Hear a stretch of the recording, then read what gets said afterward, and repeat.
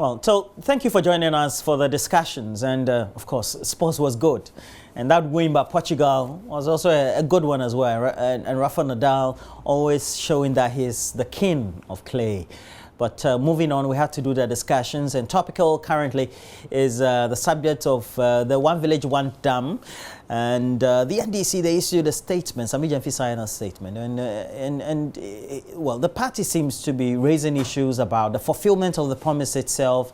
And it follows concerns that have been raised by sections of the media about the type of dams, so-called, that had been constructed, and whether they really measured up to the standard of dams that should be constructed as part of the One Village, One Dam concept. And we have to respond, also help us do some of the discussions on the subject. Mohammed Abdulaziz is a member of parliament for Myong, and he's here. He's a member of the NDC as well. Thank you for joining me. Thank you and good morning, Roland. It's been a while. And it's also good that we brought you here because you're a member of parliament for Myong, and Myong is located in northern Ghana. Yes. And so you're very much used to the concept of what a dam should be and what role it should play. Exactly. So far, have you witnessed any of the dams that have been constructed by government? Good morning to our viewers and good morning to my constituents back in Myong. Yes, I have seen one. I remember that on my last visit to the constituency, I went to a community called Manyini. I went to pay a visit to the people of Manyini, and when I got there, and I said I'd been told that the government had come to do a dam for them. What the community chief told me was that, Honorable, just take some 5 minutes walk down where we are seated from, and you will see a gutter that they came to dig for us, and that it wasn't a dam. What government came to do for them was a gutter. And so I just laughed over it. And really, when I got to the site, it didn't qualify even as a dugout. And so I've seen one. And I'd want to congratulate our National Communications Officer for bringing some attention to bear on this matter, because this was a pledge that was made by the then Mr. Akufo-Addo, now President Akufo-Addo. People down south may be thinking that he's fulfilling his One Village, One Dam project. But trust me, most of them don't even qualify as a dugouts. And I'm surprised that government is still insisting that they are digging, they are doing dams in the previously 3 northern regions, now 5 northern regions. Roland, if you want to know exactly how a dam looks like and what a dam can do for a community, especially a farming community, I would invite your station to go to a community called Zakpalsi and Sakwe in my constituency. Zakpalsi and Sakwe? Yes, and Sakwe in my constituency. And you will see a classical example of dams that President Mahama did when he was in power. I remember the Zakpalsi and the Sakwe dams were funded from the oil revenue. And so when you get to a community we call Puljini, you see the signpost that this is a project that was funded by the from APFA, the annual budget funding amount of the oil revenue. And look, these are very big dams that can irrigate farms, that can help them to do dry season farming. And so if the government is not too sure what a dam is, I would invite them to go to Zakpalsi and Sakwe in my constituency. President Mahama did very big dams, and he never announced them. They were done on a quiet, because when you are truly serving the people, you don't need to so go something on like stops. this is a dam? It could qualify for a dam. This could not qualify for a dam. You see, look, is it radio A1 or a radio station? One radio. One radio, exactly. One radio.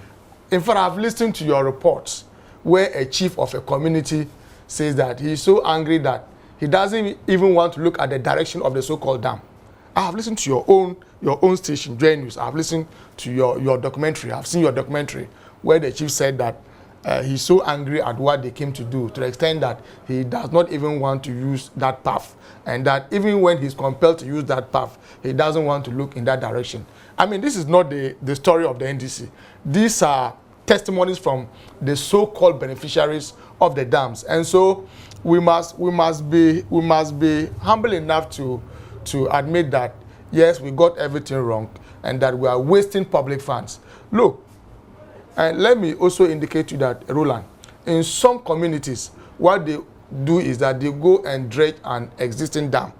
In a community called Dabani, in my constituency again, all that they did was to go and make an attempt to dredge an old dam. You don't need more than 10,000 Ghana cedis to dredge a dam. And so if you go and award a contract to someone costing between 200 to 300,000 Ghana cedis to go dig a dam, and the person goes to dredge a dam, an existing one, within 2 or 3 days. Why? We are MPs, and we know how much it will cost you a day to rent either a bulldozer or a grader to go and work on the dam. You don't need more than 10,000 Ghana cedis to dredge a dam. I have done a couple of them in my constituency. The people will tell you that I did one in a community again called Jimle and Jimle Guma and Pelkwari. You don't need more than 10,000 Ghana cedis to dredge a dam. And even going to dig a dam. Why? Why would a contractor use a bulldozer for just 4 or 5 days and says that he has been able to dig a dam? The people themselves have told us that some contractors spend less than 1 week and they are done. You can't dig a dam within 4 or 3 days. It is not possible. In fact, remember when you go to the NPP manifesto, they never even promised to do dugouts for the then 3 northern regions, now 5 northern regions. What they promised was to do commercial dams that would support. What's the difference? Oh, when you do a dam, a very small dam like a dugout, purposely for animals to go and drink and for some other purposes, that can be a very small dam. But to say that you want to do a dam that can support irrigation, dry season farming, obviously it should be a big dam, and there should be some channels that would direct the water from the dam to the farmlands. So it is a complete project. Properly engineered. Exactly. That just beyond the collected water, there must be channels that would channel the water from the dam to the farm site. This is not the case that we are seeing here. And so, like I was saying, they promised to do dams. The promise was 1 village, 1 dam. And Roland, the MPP manifesto was not written in Swahili or Arab. When you say 1 village, 1 dam, what you send to us, the signal that you send to us is that every village, not constituency, every village would have a dam. And we told them right from the onset that it wasn't possible to deliver what they were promising. Of course, they were hungry for power, and so they were on a promising spree. For instance, in my constituency again, I have over 200 communities. And who could qualify for small villages. And so, exactly.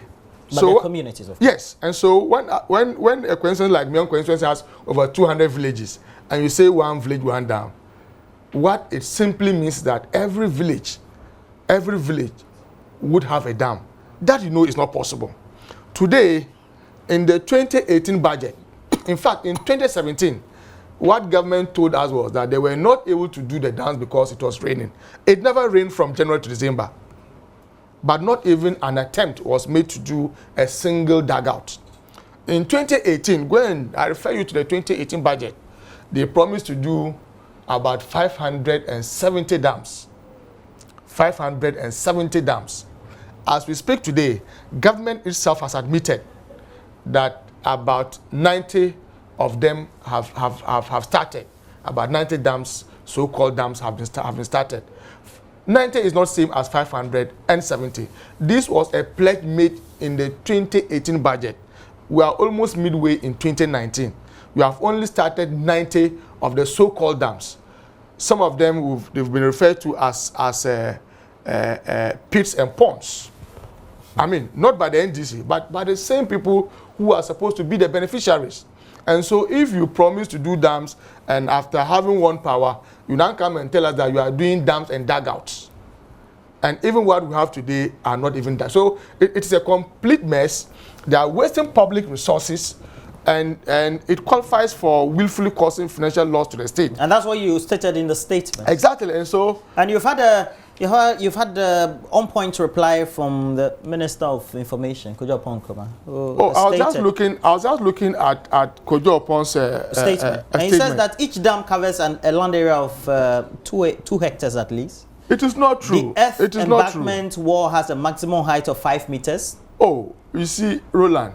And then you move on. Your own station, JoyNews, you have a documentary. It doesn't support what he's saying. 5 meters. The length of the embankment will range between 250 Some of the embankments have been washed away by rains. You don't do a dam and with the slightest rain, the banks are washed away. That's not true. So point 3 of the statement says that with reference to the model of the dams being constructed, it must be noted that the beneficiary communities in requesting for the dams did not request an Akosombo-like type of dam. The model and specification of dams requested for under this program are the exact type known to the people in the beneficiary communities. So the development conforms with the same technical, security and financial benchmarks for dams of this nature. Okay, and we'll read the next to you, but in the meantime, let's go to have an insight into what really has been happening in the communities, as found out by some of our correspondents. Albert Sorry had been on the beat on some of them in his home region. Up to the 2016 general elections, President Nana Akufo-Addo, then the flag bearer of the new Patriotic Party, made several campaign promises to the Ghanaian people. We're going to go back to Kufuor's time when fertilizer was available and it was affordable for the farmers, for them to be able to... One of these campaign promises resonated so well with the people of northern Ghana, the promise to construct a dam in every village in the north to help promote dry season farming. We believe the correct policies can be put in place that will make it possible for agriculture to work. We heard me talking about one district, one factory. As far as this part of the world is concerned, I want to go forward, further, talk about one village, one dam, to make sure that in every village, we have a functioning dam to support the agriculture in our place.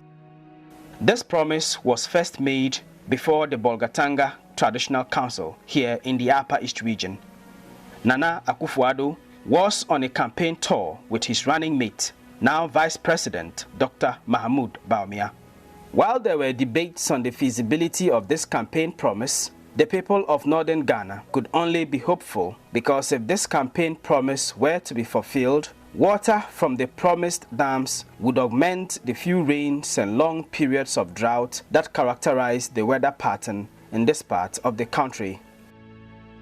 In July 2018, 1.5 years after Nana Akufo-Addo became President of Ghana, he visited the Upper East region as part of his tour around the country.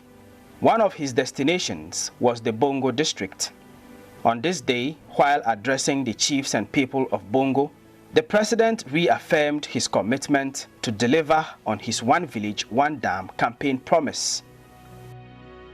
We have begun the One Village, One Dam initiative, and you here in Bongo can see for yourself that we have begun the initiative. Bongo alone will get 10 dams this year. 570 are being built. You have the minister across the 3 northern regions, and Bongo constituency alone is going to get 10 out of that 570. He had earlier cut sword for the construction of a dam at Ayopia, a community in Bongo. This marked the takeoff of the One Village, One Dam initiative.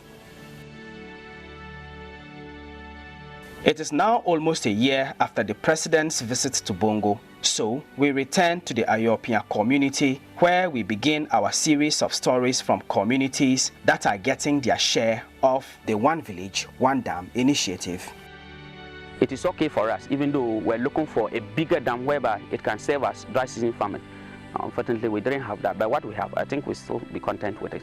This is the Ayopia Dam, the dam which the president himself cut short for its construction to begin in July last year. The dam is the size of about 2 football pitches or a little less than that. At the time of our visit, there was water in the dam, so it was difficult to tell how deep it was. However, the assemblyman for the area, Joseph Atule, gave us a picture of what this dam looked like below the surface. He described a sort of reservoir inside the dam which held some water during the dry season until recent rains brought in this water currently seen in the dam. The embankment of the dam looked strong. However, erosion was taking place at the back of it. Also, there were some farms around the dam, but there were no canals from the dam to these farms. The district chief executive for Bongo, Peter Ayembesa, insists that while the dam may not be what the people thought they were going to get, it is still serving some purposes. According to him, the people of Ayopia until now did not have a dam at all. We are living in a community where we never had these dams in those communities. For the past many years, Ayopia never had a dam. There used to be a small dugout within the Ayopia community. I've visited that dam or that dugout several times, and that's why I decided that we should go there, because animals from nearby communities, including swine, go there to drink. For the past God knows how many years, they never had a dam like that that could contain water for the animals to drink, for human beings to fetch, to use it to reconstruct their houses or their homes. In the next of our series, we take you to the communities of Kajelu in the Kasna-Nankana West District and Soy in the Bolgatanga municipality, where portions of the banks to the dams constructed there recently collapsed. For Joy News, Albert Sori and Joshua Asa reporting. Well, in the absence of nothing, this is a lot of work that has gone into this. You can see that it's been properly engineered. Why then would the NDC then issue a statement to claim that this whole concept of activities a loss, financial loss to the state? Let's call a spade and not a big spoon. Adi dams. The people themselves are telling you that this is not what they expected. The very place that the president went to cut the sod for the commencement of the construction of the so-called dams, Ayopia, they say it is about the size of 2 football pitches. Kojo Oppong Nkrumah says that they are about 2 hectares. These are the beneficiaries. These are pictorial evidences from the communities. And so Kojo Oppong Nkrumah and the MPP should be watching some of these things and speak to it. That they say it's about the size of 2 football pitches. You says it's about 2 hectares. A hectare can do about 10 or more football pitches. You have seen the banks wash away just with one rain. And so we must be humble enough to admit that we have failed in this project. And the DC, an appointee of the president, says that the dams are meant for animals and also for them to fetch for their reconstruction. And so there's nothing about farming. This is the man on the field, an appointee of the president, a representative of President Akufo-Addo, has told you that it has got nothing to do with dry season farming. And let me assure you that I don't wish them bad, I don't wish government bad, but I can assure you that in the dry season, all these dams or dugouts will dry out. When you are doing a dam, there must be a source of water that would feed into it. You don't go and dig a pond in the rainy season, and when water is collected from the rains, you say you've gone to do a dam. That cannot be a dam. Wait just a month or 2 after the rainy season in the north. Pay a visit back to these very places, and they'll become death traps. I'm telling you, these are not dams. And so we are just sending an indication to government that tomorrow someone could be standing trial for this project because it's a clear waste of government resources. What do you mean by somebody who will be standing trial? You don't use government resources to go and do ponds and say you are doing dams when you know it cannot serve any purpose, especially in the dry season, because the purpose of the project, the primary objective of the project, as we are told, is to support dry season farming. And I'm telling you that this thing cannot support anything in the dry season. It can't. They have just told that there are no channels to even direct the water to the farmlands. I'm not the one saying it. Your own documentary has spoken to that. And so, Kojo Oppong Nkrumah, Dr. Mahmoud Bawumia, and President Akufo-Addo must listen to the people themselves. They must stop engaging in propaganda. They must stop attacking the NDC and Semi Jemfi for bringing to bear the very issues that are on the field. They must address the issues. If they can commit their resources to doing just a few but real dams, that would inure to the benefit of our farmers and this country at large. But if we go to the statement, it says additionally, the claim by the NDC that financial loss has or will be caused has no basis. No contractor will be paid unless there's value for money. And each dam, as we have to enumerate, covers a land area of some 2 hectares. And according to the statement, you don't need to proceed. Your own documentary says that the size of 2 football pitches. And according to the statement, it is also instructive to note that a dugout or excavator pond, as the NDC would like to describe the one village, one dams, does not have similar features as outlined above. And the features are, if we come down, will be that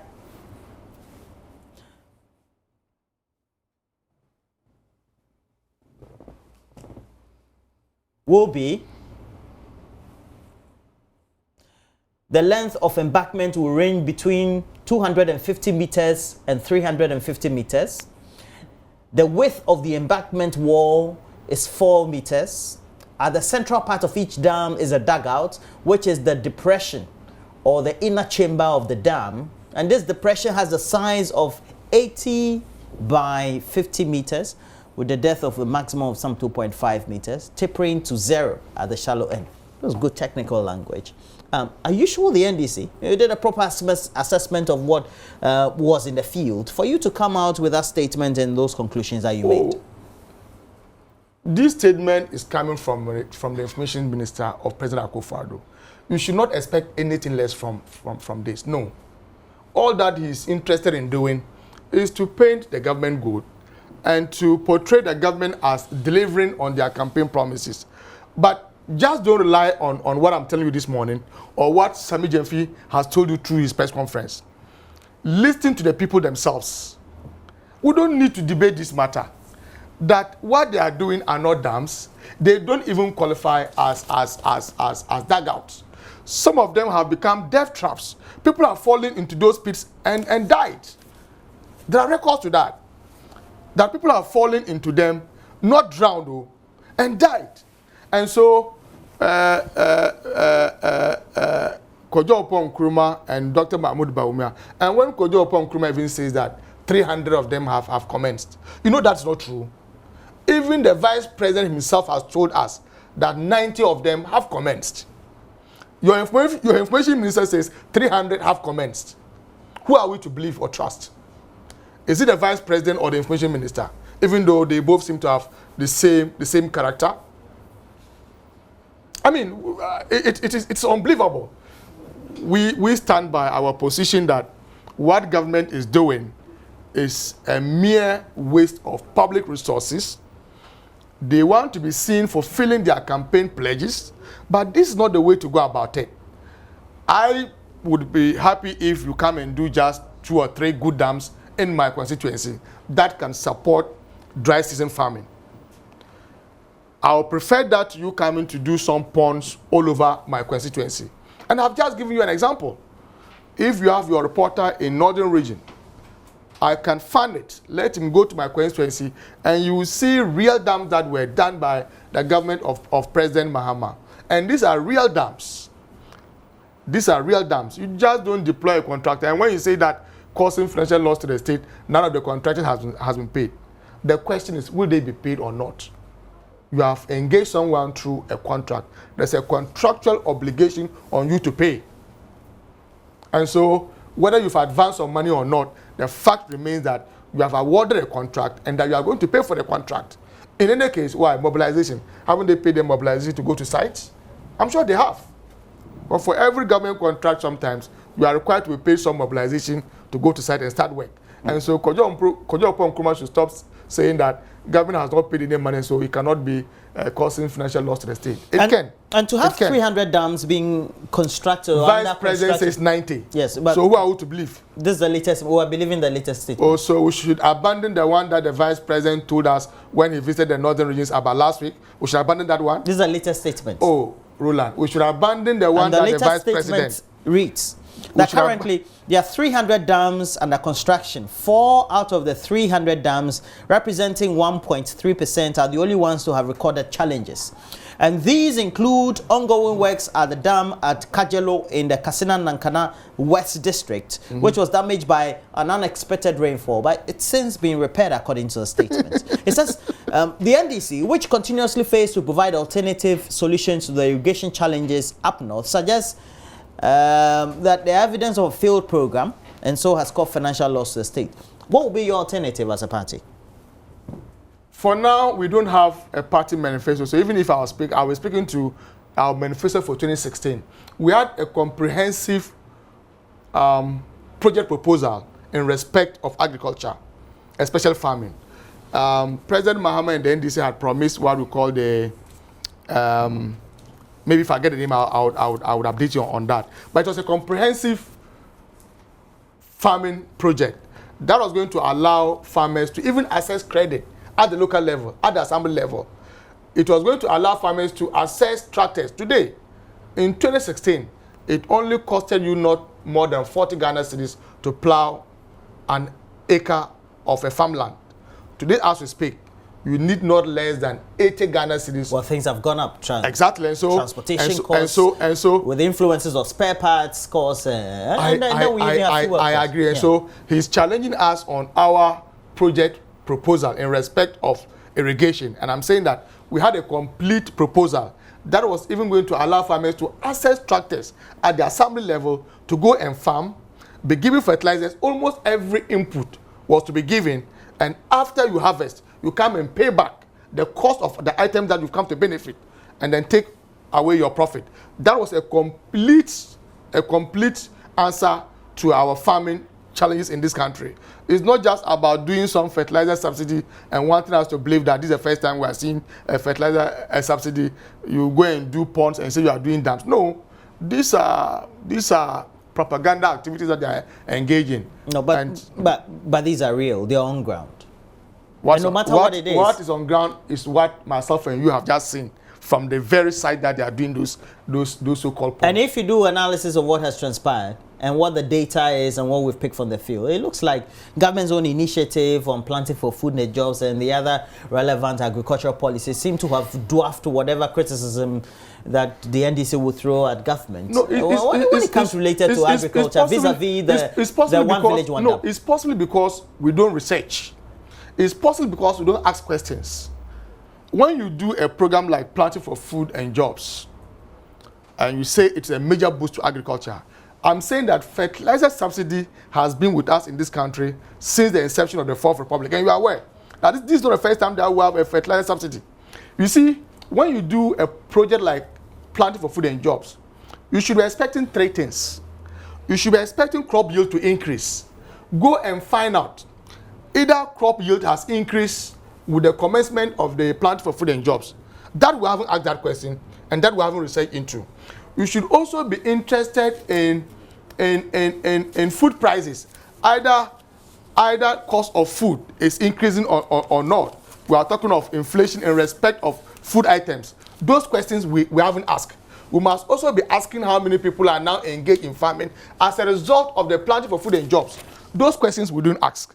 And so the tendency is that we all fall into the trap of the MPP, that because they are doing Planting for Food and Jobs, agriculture is booming. Because they are doing their so-called one village, one dam, it is boosting agriculture. That is not true, and that cannot be true. Roland, I don't want us to engage in a banter on this matter because there's material evidence from the very site. We have seen them, and this cannot be dams. They don't even qualify as dugouts. And so our National Communications Officer described them perfectly for what they are. The evidence on the ground has supported that. Kojo Oppong Nkrumah and the MPP and Dr. Mahmoud Bawumia can engage in all the semantics, they can engage in all the propaganda. Why? How does 2 football pitches compare to 2 hectares? It's not possible. The reality is on the ground, and on the 7th of December 2020, people are going to cast their votes, not based on what Dr. Mahmoud Bawumia tells us or what Kojo Oppong Nkrumah tells us, but people will cast their vote based on what they see in their own localities. I've just told you of my own constituency. When I went, they say, oh, honorable, they've come to do some gutters, so I was going to see it.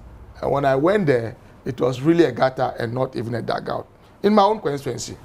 Look, we should be questioning a lot of the things that they claim they have done. They say they've done some water projects in my constituency. They've done water closets. Not even a single water closet have they done. But go and check the 2019 budget. And you see the kind of work that they say they have done, for instance, in my own constituency. Perhaps you not visited every part of your constituency. Oh, Roland, I don't want to sound boastful, but I'm in charge of my constituency. I have daily updates of happenings in my constituency. I visit my constituency, and I can tell you that nothing is happening on the field. Why? Go to Jimle, go to Pictorial. They say they have done dams in those villages. It's not true. Go and check the 2019 budget. Clearly stated that they've done dams in Jimle, they've done a dam in Pictorial, they've done some in Tijo. Don't worry, we have 6 more months to go. You see, at least 4 months for the financial year. To say that you have plans to do dugouts or ponds in Jimle is different from saying that you have constructed dams in them. It's not true. It's not true. If there's anyone in Jimle, even the MPP chairman in Jimle, if they can call and confirm what I'm saying or confirm what the budget statement says, that they've done a dam in Jimle, they've done one in Tijo, it's not true. But you see, people sit in Accra here and they say, hey, government is doing the one village, one dam in the north. That's the propaganda. You enter Trotro, you go to the lorry stations, and the impression is that they are delivering on their campaign pledge to do dams, when in fact they are doing ponds in just a few selected communities. But ultimately, these will be needed for the purposes of irrigation when it comes to the dry season. Roland, the DC has just told you. But it will be done. No, the DC has just told you. Government says it will be done. The DC has just told you that it is meant for animals and also for them to reconstruct their homes. The man has told you. Because the very thing that they've come to do in his assembly, he knows very well that he cannot support dry season farming.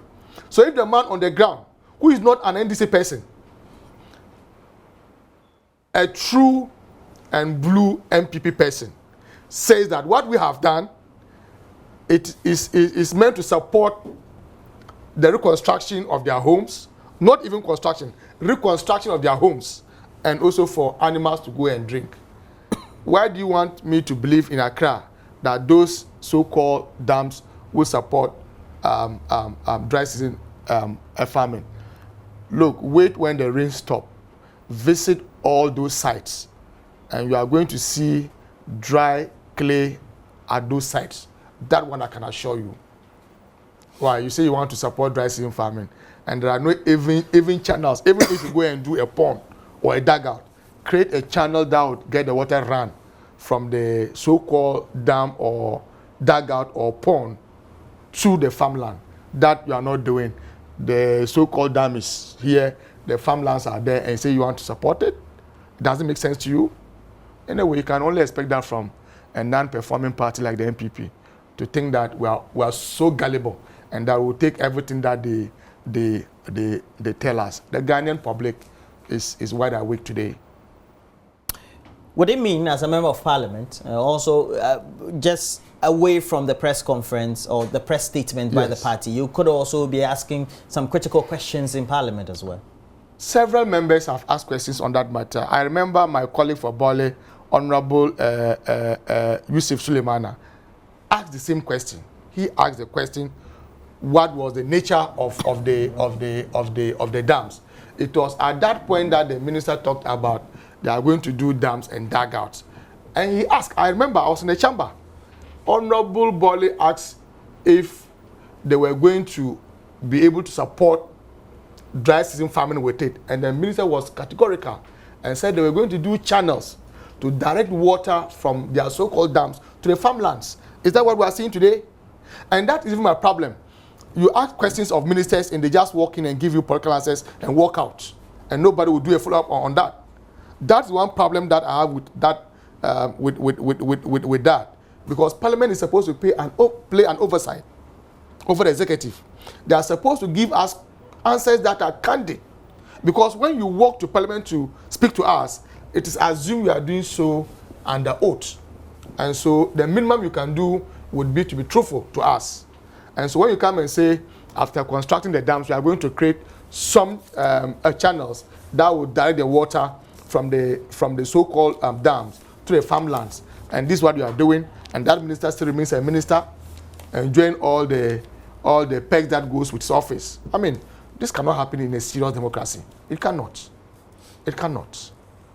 It cannot.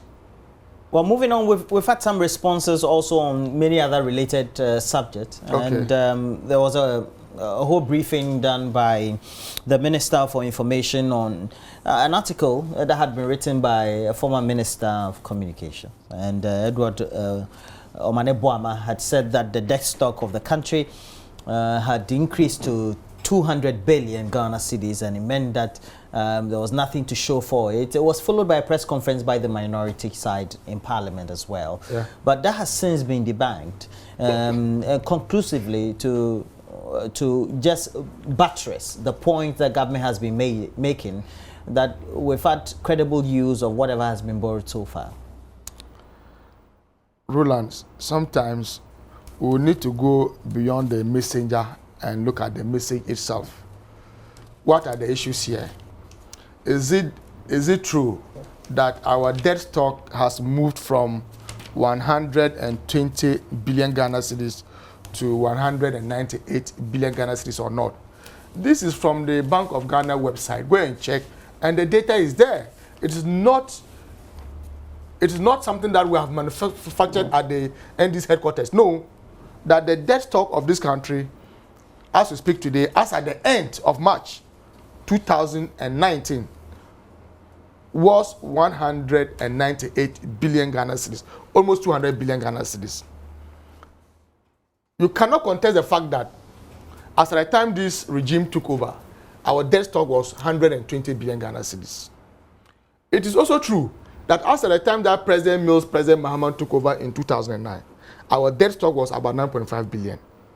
And so almost 10 billion. And simple mathematics, if we were to subtract 10 billion from 120 billion, it gives you a net value of 110 billion. 10 billion from 120 billion, it gives you a net value of 110 billion. What it means that throughout the tenure of President Mills for 4 years, President Mahama for 4 years, we added 110 billion Ghana cedis to our national debt stock. It's also true that what that meant was that as at the time we were leaving power in 2016, the debt stock of Ghana from independence to 2016 December was 120 billion Ghana cedis. Today, as we speak, it is almost 200 billion Ghana cedis, as at the end of March 2019. You see, we in the NDC don't say it is bad to borrow, because we borrow when we're in power. But we borrow for a purpose. Is that like you going to take a bank facility with your pay slip? You have two options, either to go and start constructing a house for yourself and your family, or you can decide to go and use that one to buy chinchanga. That's the difference between the NPP and the NDC. We have asked them repeatedly to tell us what they have used the 80 billion that they have borrowed for. They should tell us if they have been able to construct a hen coop nationwide. At least if for nothing at all, there's available evidence that the government of President Mahama spent over $2 billion in the health sector, health infrastructure. There's available evidence. The hospital that we did, yesterday I was passing through the Ghana Police Hospital. Work has stalled there.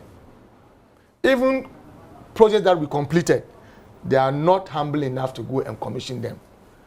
The University of Ghana Medical Center, remember the Bruhaha, and they went to even commission part of it. The Bank of Ghana medical facility is still wasting. Your own station has done tremendously well in exposing finished projects that remain uncommissioned and so not being put to use. We are asking them to tell us what they have done with the 80 billion that they have gone to borrow. You're a member of parliament. Yes, I am. Considerable amounts of these agreements have passed through parliament. Exactly. Yes, and for each agreement, yes, there's a reason, a rationale why they are borrowed. So the question that arises is that when they come and say they are borrowing for ABCD, do they use it for it? If they do, well, you're in parliament. Myself and you would have seen. Would have seen. You are in parliament. Yes, you're supposed to play You're supposed to play an oversight role. Yes. As a legislature. Yes. To find out whether the agreement that you initial or you approved. Yes. After initialization. Yes. Have really come to certain fruition, or how have the terms been panning out? So at the end of the day, you also should be culpable if you claim the monies may not have been used appropriately. We cannot because there's no way the government of Ghana will borrow for an infrastructural project and would not go and execute externally. But Roland, let me give you a very classical example. Please do. The very first bond that they did, the $2.25 billion bond that they did, with all the questions around it, we were told that that bond was meant to reprofile our national debt. Very well. Right? Few months later, we realized that it was being used to finance the budget. It took the honorable member for Tamale South and the minority leader to file and have our motion to force them to present to Parliament all documents relating to the utilization of that bond. It emerged that they had used it to finance the budget. And so they can come to you for a loan facility for a project. And once that money is advanced to them, once that loan is approved and they assess the funds, it would be used for a different thing. That's not unusual. Parliament, you did it in government too. Oh, I have told you that out of the monies that we borrowed throughout our 8-year tenure in office, we have several projects, the Kwame Nkrumah interchange. I'm sure President Akufo-Addo uses that interchange almost all the time. The Terminal 3 at the Kotoka International Airport, which I'm sure President Akufo-Addo and Dr. Mahmoud Bawumia and all their ministers used, right? We have several hospitals that were constructed. About 123 e-blocks were started, about 50 completed and commissioned before we left office. Access to drinking water increased from 53 to over 80%. Access to electricity increased from around 50 to 80%. We have tangibles. We have concrete things to show for what we borrowed for, even though we were insulted. And I'm saying, the question we are asking today, with the 80 billion that they have borrowed, Dr. Mahmoud Bawumia, who once worked at the Bank of Ghana, and made us understand that it was unnecessary to borrow. In fact, I said it was almost criminal to borrow. Today, he and Nana Akufo-Addo, within 2 years... So you have no difficulty about borrowing? We have no difficulty about borrowing. And you claim that you have not seen what has been done with the money that have been borrowed. You must borrow in such a manner that is sustainable. But you must borrow and utilize them. But there's no way. But there's no way. If you borrow to reprofile debts, when you are reprofiling debts, you should expect your debt stock to come down. There's no way. There's no way you're going to say it's a virtual transient activity. You don't reprofile debts. So you don't expect to see an infrastructure, an edifice, to be around for you to have evidence. Roland, I have just, allusions too. I think it makes a lot of logic. Are you aware of a CHIPS compound, not a district hospital, a CHIPS compound, a 3-classroom block, initiated and completed by this regime? Maybe you have refused to see. Have you seen one? You have refused to see. Have you seen one? There are many of them that have been completed over the period. Perhaps maybe not initiated within the term, but have been completed within the term of the Akufo-Addo-led administration. Mention one project that you know that is monumental, like the Ghana Gas infrastructure, the Travel Gas, or Terminal 3, or the Circle Interchange. So what do you want? You want a big project? I'm saying that if you have gone to borrow within 2 years, about 80 billion Ghana cedis, and you are unable to show anything for it. We're doing a lot of things as a country. Things like what? There's free SHS. You may not see a building or a statue of human beings. Free SHS is ongoing. Let me help you. No, wait. Total budget from 2017 to date is about 1.8 billion. Let's net it. Let's even assume that all the money for free senior high school came from the borrowing. Let's net it. In that case, why would you go and borrow and do free senior high school when you have taken over 100 billion in tax and non-tax revenue? Why? You're building social capital. Social capital, you don't go and borrow to do free senior high school. Social capital is not important. Let's even assume they did so. Because the contribution of the human resource are currently benefiting from free senior high school in the next 10 years and 20 years on the economy will be enormous. Will be unquantifiable. Let's assume that because free senior high school is so important, government can go and borrow and fund it. Net 2 billion from 80 billion.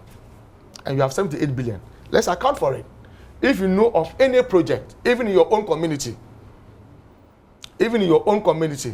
that they have initiated and completed, even a henku, they can point to it.